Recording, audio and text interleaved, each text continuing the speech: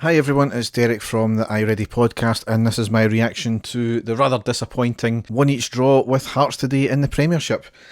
Another prime example of a game of two halves with Rangers. I do not know what it is with this team, but we cannot play for 90 minutes. We can play outstanding in the first half and then absolutely dire in the second half. And that's, I think, a mixture down to the players and the management, but something needs to change because this cannot keep going on. A great chance today to extend the lead even further to 4 points, and we blew it right at the last minute, and you've seen it coming, and that is the real kicker of this thing. You've seen it coming all the second half.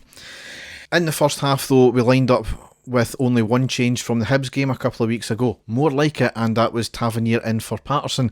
We lined up McGregor, Tavernier, Goldson, Balogun, Barisic, Lundstram, Kamara, Aribo, Hagi, Wright and Morelos. On the subs bench were McLaughlin, Bassey, Davis, Patterson, Bacuna, Roof and Sakala.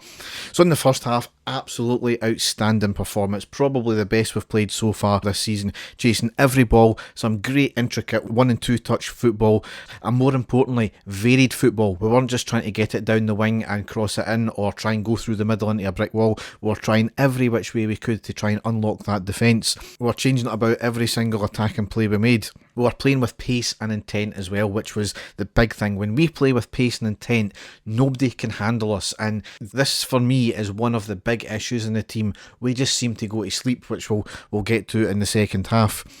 In this half though, even when we were in tight spaces, we were skillfully playing the ball out, and it was outstanding watching some of that play. Aribo especially, some very, very skillful play. There was one point when he was at the byline and it was about to go out and he managed to control it, do a quick turn on the spot and keep it from going out, and then play the ball forward.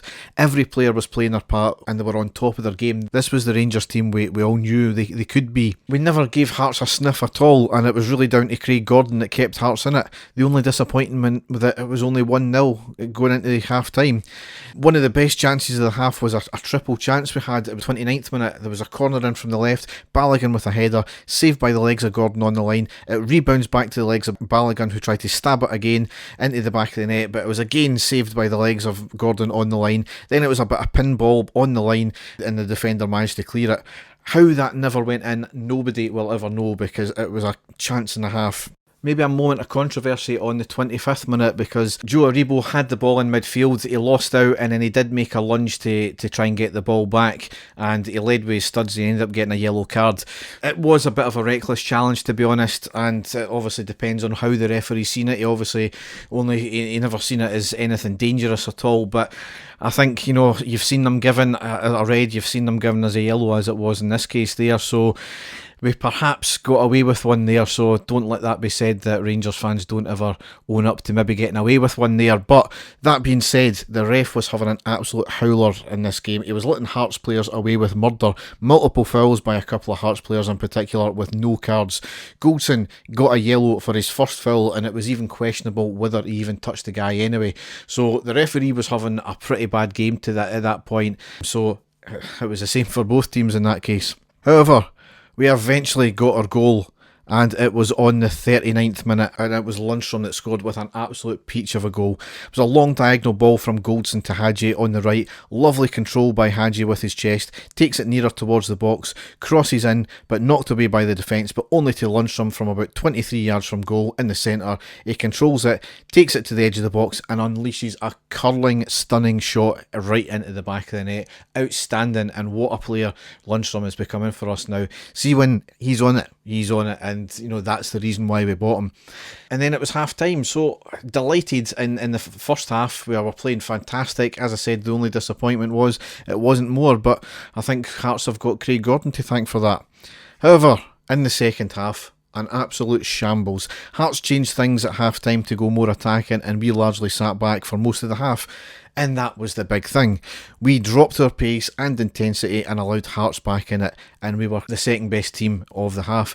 Probably the best example of that is on the 70th minute. Hearts spent a good few minutes fanning about with the ball at the back, just passing it amongst themselves, and us sitting off and allowing that we do that. They passed the ball up the park, ended in a lovely through ball through the middle of our defence. Their attacker got a shot off, but an outstanding save by the glove of McGregor, who charged out. It was ruled offside in any case, however, I'm not sure where it was, to be honest. And there was a couple of other chances just after that as well. Barry Mackay got a great shot off, and another fantastic save from McGregor.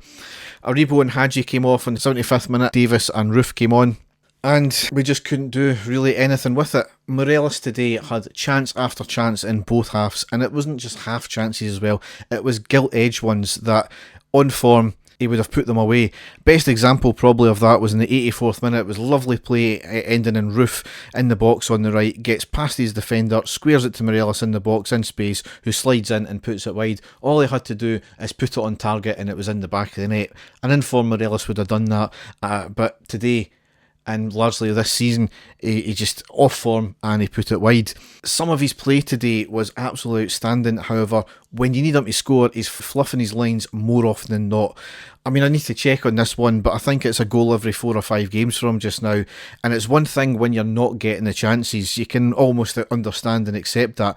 But he's getting chances galore nearly every single game. And I'm sorry, but the patience is running thin. He needs to start scoring goals, because this, leaving it being one goal in front of a team, has caught us out once again. We need an informed striker. We need goals from somebody, and he's getting the chances and he's not putting them away. Why did we get rid of it and put him out on loan? It's something that needs to change. He needs to be dropped, I think, for a few games. Get Sakala in, get Roof in, and let them start and form a partnership, because as much as some of his other play today was great, when he's in the position to score and he doesn't, it's letting the team down. And it's not all just on him. He's not the only one as well, obviously. There's a lot of failures in the second half today. However, when he's getting the chances, he is in the firing line for this. As I said, McGregor made a number of important saves in the second half, as he always does, but his part in Hearts' goal cannot be understated at all. On the 90th minute, Hearts had a corner from the right. McGregor comes to punch it out. He sclaffs it. It falls right to the back post for a Hearts player who heads it in. You find it hard to criticise McGregor because he's saved us so many times, and it was at least twice he had saved us in the game so far as well, from preventing it, maybe going a couple of goals down.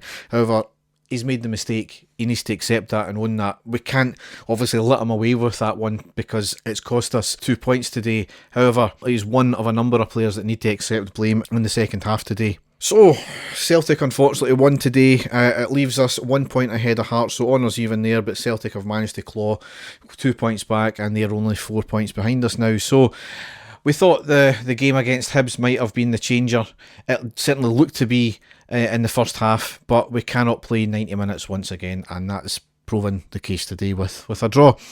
Next game though is on Thursday the 21st. It's at home against Brøndby. We need a result from that game to have any hope of progression in Europe this season. If not, if we get a draw or we lose the game, you can forget about that. Ultimately, we need a result to arrest this iffy form we've been on all season, because it's not good enough getting a couple of good results and then dropping points, dropping points, because it's what doesn't win you titles at the end of the day when you lose big points like today. However, we move on from that, and Dave and I'm not sure if we'll be back this week, because Dave's, as usual, on his jolly, so I hope he's having a good time there. If we're not back next week, we'll be back the week after anyway, so we'll have a few games to cover. So, try and enjoy the rest of your weekend. Thanks for listening, and goodbye.